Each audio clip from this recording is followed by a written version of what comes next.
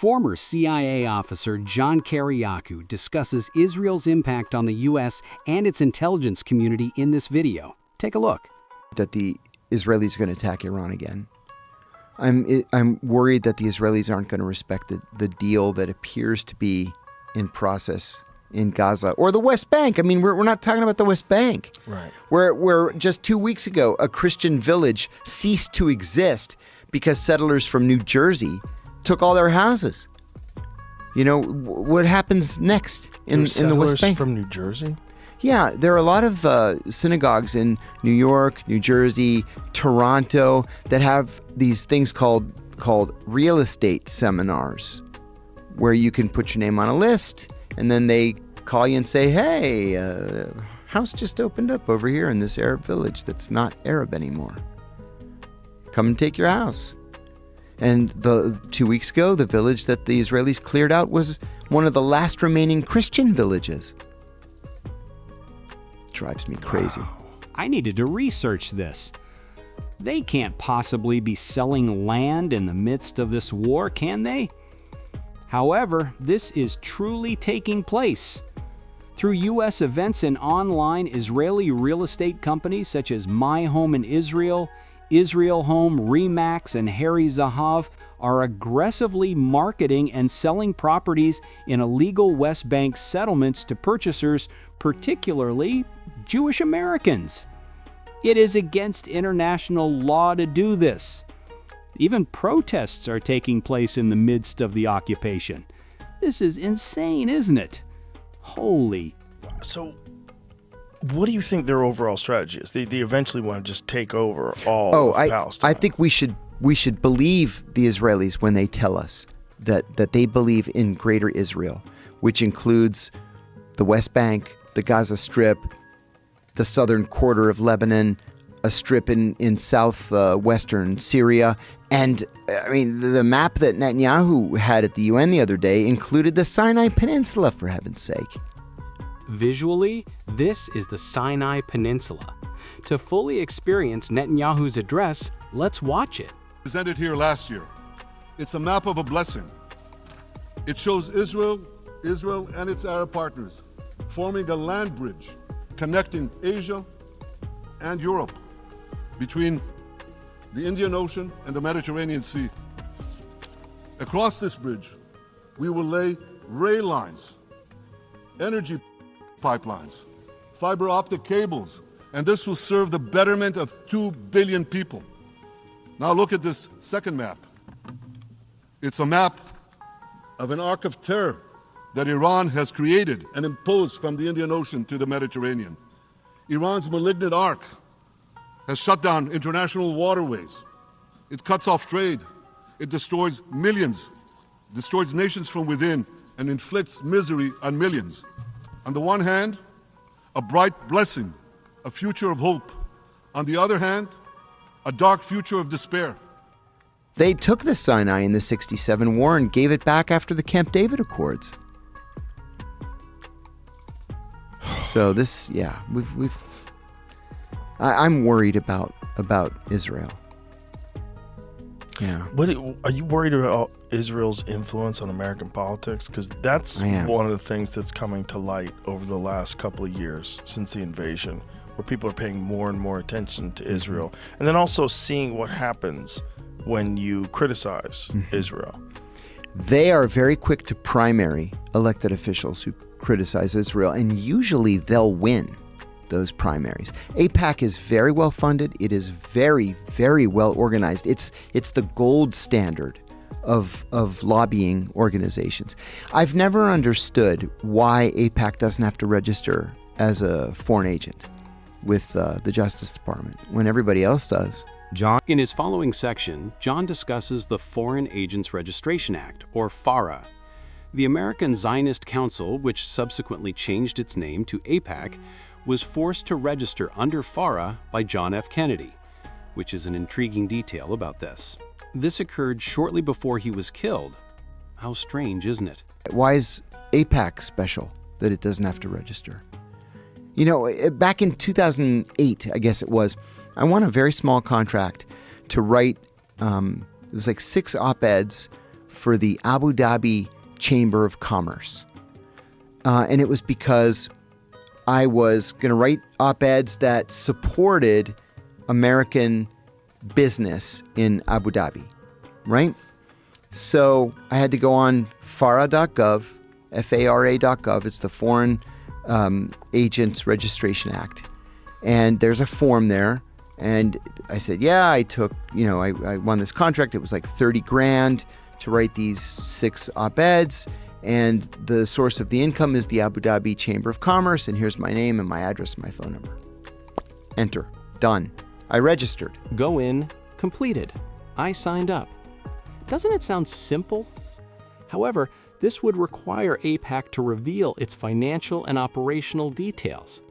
Knowing every transaction that takes place will undoubtedly give us a good idea of what's happening in our government. This would likely be the cherry on top. Not that it isn't already being exposed elsewhere. You're doing something, anything, on behalf of a foreign government, you have to register. Except if you're AIPAC. And I just don't understand that. That seems so insane. And whenever you see just dozens of senators and Congress people going over to Israel, you're like, oh man. My very first week in the Senate Foreign Relations Committee staff, these lobbyists came in. It was a parade of lobbyists all the time. Every day they're coming in asking for something. So these 2 guys came in, could not have been any friendlier. Hi, welcome to Capitol Hill. I said, oh, thanks. It's not my first go-round. I've worked on Capitol Hill before. Well, we wanted to welcome you with an all-expenses-paid trip to the Holy Land. I said, thanks, no. My response was, thanks. No. John gave the impression that they were recruiting Jehovah's Witnesses by knocking on people's doors. Quite amusing. It's unbelievable to me that they are also infiltrating the intelligence community. So crazy. I can pay for my own vacations, but I appreciate it. Oh, nonsense. We'll take you to all the Christian holy sites. Thank you. I've been. I don't want to go. And some of my colleagues went for their all-expenses-paid trip to the Holy Land, courtesy of AIPAC. I was like, yeah, no, thank you. Not interested. Yeah, and that's just the beginning of it. Mm-hmm. That's nothing compared to helping out your campaigns. Yes, support Israel if you believe in it. They can maim you and get you out really quickly if you aren't. Simply ask Kentucky's U.S. Representative Thomas Massey. Republicans who come to me and say, that's wrong what AIPAC is doing to you. Let me talk to my AIPAC person.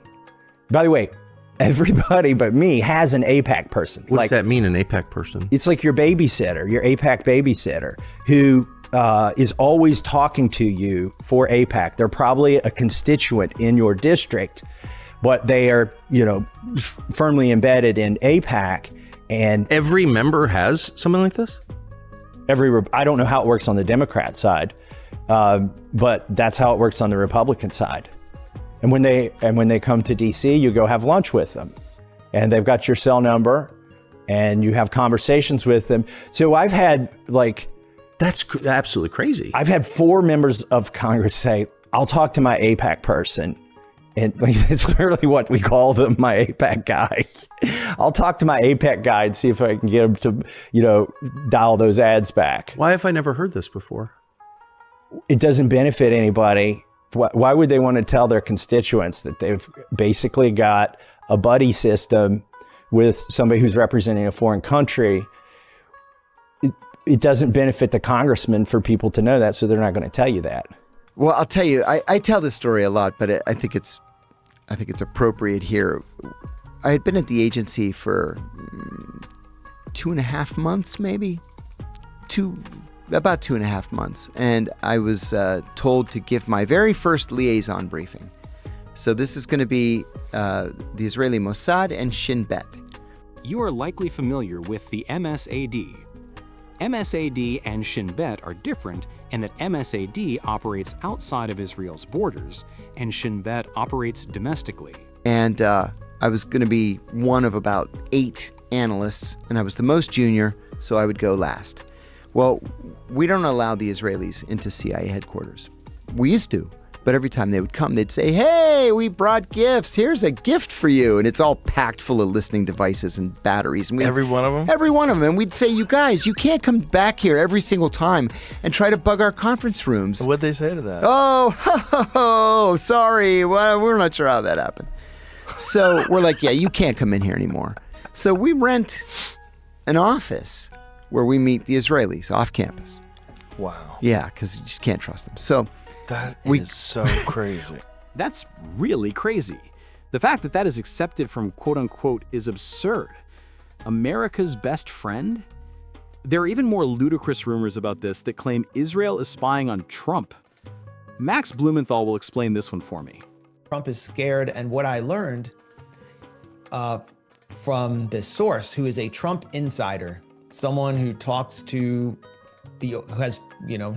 who talks to people in the Oval Office, people close to Trump, is that during one of Netanyahu's many visits to the U.S. this year, some figures in his retinue, Israeli agents, placed electronic devices on emergency response Secret Service vehicles. The Secret Service found them and they reported this to the White House. These would be emergency response vehicles that would respond to an incident potentially involving the president. All right, some people watching this might be dismissing me as crazy right now, and I wasn't able to confirm this. I can't just call up the Secret Service and have them tell me that. But in 2019, 3 former high-ranking U.S. officials from the Trump administration told Politico that listening devices were found around the White House and at sensitive locations across Washington targeting President Trump. They wanted to listen to his calls and communications, and they were planted by Israel. we go to this briefing, and it's just 2 people. It's a woman who was the Mossad officer and an older guy who was the Shin Bet officer. So because we were all overt, we were giving our true names. And first, the senior political officer gives her briefing, and then the econ guy, and the military guy, and the oil guy, and finally it comes around to me. So I said, "My name is John Kiriakou, and I'm going to brief you on Saddam Hussein's current psychology." And the Shin Bet guy goes like this. He goes, "Spell your name?" So I spell it, and he writes it down. And he's looking at me over his glasses, and he goes, "You are Jewish?" And I said, "I am not recruitable. Don't even think about trying to recruit me." Afterwards, I was furious. I went back to the office. My boss said, "How did it go?" I said, "That son of a gun, Shin Bet guy tried to recruit me." Everybody started laughing. This scene sounds like it belongs in a damn sitcom. This demonstrates how accepted Israel's strategies are by the U.S. government. "Why is that so funny?" And he said, "They've done that to every single one of us. It's like they can't help themselves." It's crazy how effective it is, though. Oh, yeah. Look at Jonathan Pollard. Now he's running for the Knesset. Bastard. Before starting his career as an intelligence analyst for the U.S. Navy, Jonathan Pollard was turned down by the CIA. Later on, he was found guilty of spying for Israel. As John mentioned, he is currently vying for the Knesset, which is essentially Israel's equivalent of the U.S. Congress, but operates differently. It's just crazy how much influence one country has Yeah, it really is. on a much bigger country. Much bigger. And they have such a tiny population. I know. What is it, like 9 million people? Yeah. Pretty gangster. It's pretty gangster. Kudos. Right? It Kudos really to is. them. It's like Chicago taking over the world, That's right. right? And saying, we're going to do things our way. Not even Chicago. Chicago might have No. more people. Not at all, Joe. Not even close. By 2025, there will be 2.7 million people living in Chicago.